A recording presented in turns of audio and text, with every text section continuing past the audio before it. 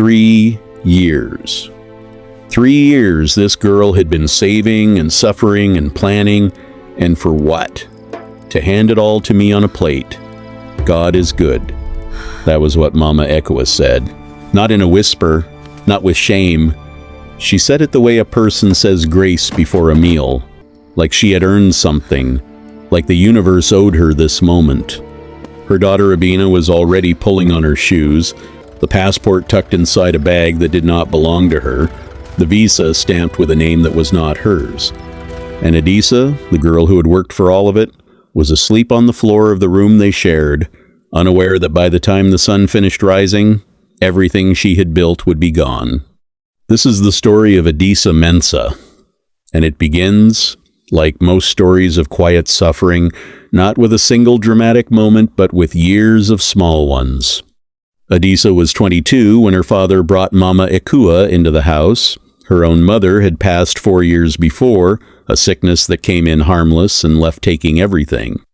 Her father, Mr. Mensah, was a good man in the way that some good men are dangerous. He loved peace more than he loved truth. He could not be in a room where someone was crying without trying to make it stop, even if the thing causing the tears needed to be faced and not fled. So when Mama Ekua came with her soft voice and her daughter Abena and her careful smile, he saw what he needed to see. A solution, a new beginning, a woman who would hold the house together so he would not have to feel the weight of what was broken. What he did not see was what Adisa saw from the very first evening. Mama Ekua looked at her the way a person looks at something standing between them and what they want, not with hatred. Hatred would have been easier to name. It was something colder than that. Calculation. Adisa was not a girl who complained. Her mother had raised her before she left, and one of the things her mother used to say was that a woman who cannot carry her own silence will be carried away by other people's noise. So Adisa carried. She woke before everyone and cooked. She cleaned what Abena dirtied. She smiled at the dinner table even when Mama Ekua served Abena the bigger portion without blinking. She said yes, Ma, when she meant something else entirely. And when her father asked her every few months how she was doing, she said, "Fine, Daddy, I am fine." Because what was the alternative? To tell him that his wife pinched her dreams in small ways every single day? To explain that Mama Ekua had a gift for making cruelty sound like wisdom? He would have listened. He would have nodded. And then he would have gone to Mama Ekua and asked her gently to please be kind, and Mama Ekua would have wept beautifully and said she was only trying her best, and her father would have come back to Adisa and said, "You know how she is, just try to understand her." Adisa knew this because it had already happened twice. So instead of speaking, she planned. The idea came to her after a conversation she overheard between two women at the market where she sold fabric on weekends. One of them had a sister abroad, in London, who had started with nothing and now sent money home every 3 months. Enough money to build, enough money to change a life. Adisa stood behind the bolt of green cloth she was holding and listened to everything. She asked questions carefully, the way you ask questions when you do not want anyone to know how hungry you are for the answer. And then she went home and she opened a separate account at a bank across town, one that Mama Ekua did not know about. She saved from her market earnings, from the small amounts her father gave her for transport, from the tailoring work she began taking on quietly in the evenings after everyone slept. She learned to eat less when money was tight. She learned to want less, at least on the outside. On the inside, she wanted everything. She wanted out. She wanted a life that was hers. It took her 3 years. 3 years of discipline so complete it had become its own kind of faith. She applied for the visa with the documents she had gathered piece by piece, paid for form by form. When the approval came, she held the letter for a long time, without moving.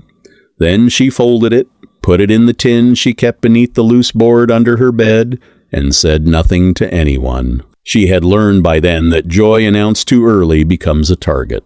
She made the mistake only once.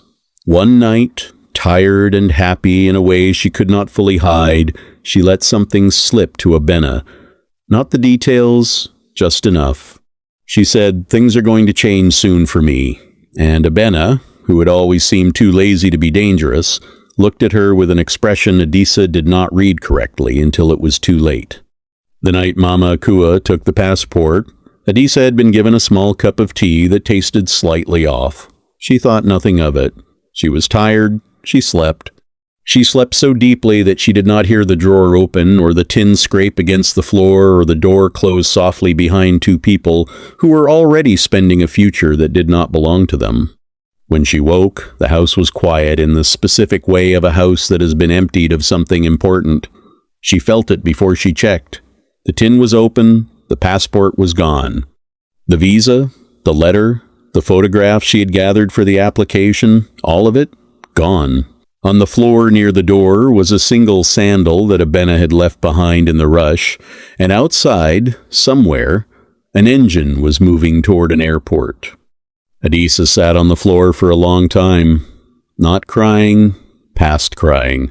She sat in the kind of stillness that comes after a person has been hit so hard that the body forgets for a moment what feelings are for. Then she got up, washed her face, and went to find her father. Mr. Mensah did not fully understand what had happened at first. When he did, he sat down very heavily in his chair and put his face in his hands. He was a man who had spent years avoiding conflict, and now the conflict had found him anyway and brought a bill he had not prepared for. He tried to call Mama Akua. She did not answer. He tried again. Nothing. By afternoon, her line was going to voicemail and her things were confirmed gone from every drawer and corner of the room they had shared. She had planned this. She had planned this for longer than one night. The authorities were not immediately helpful. A stolen passport was a complicated matter. The visa was already used. Rebuilding the documentation would take time.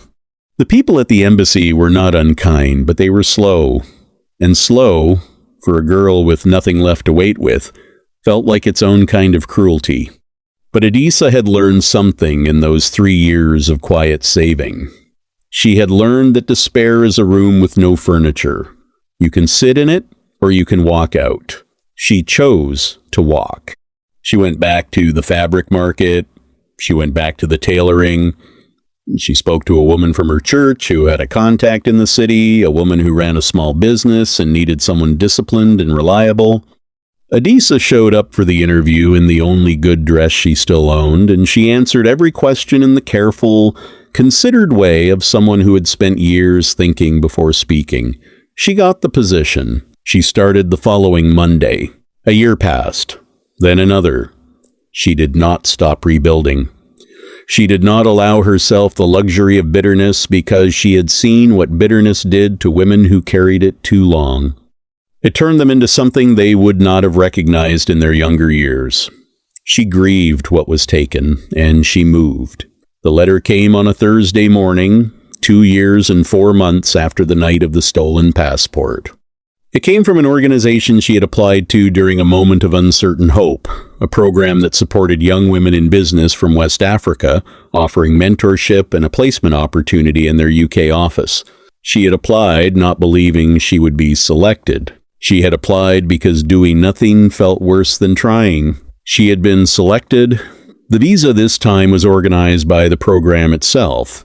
The documents, the flights, the accommodation for the first month, all arranged. She packed a single bag. She said goodbye to her father, who held her hands for a long time without speaking. She did not know if he fully understood what his choices had cost her, but she saw something in his eyes that looked like a man reckoning with himself, and she decided that was enough for now. Some debts between parents and children are paid slowly, and in a currency that has no name. She arrived in London on a grey morning in November, when the sky looked like it could not decide between rain and cloud and had chosen both.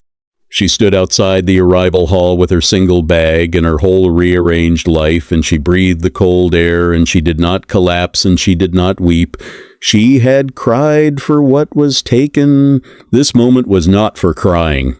6 months later, a woman in Accra opened a social media page to show her friends pictures of London, pictures of her new life, pictures of everything she had built on a foundation of someone else's pain.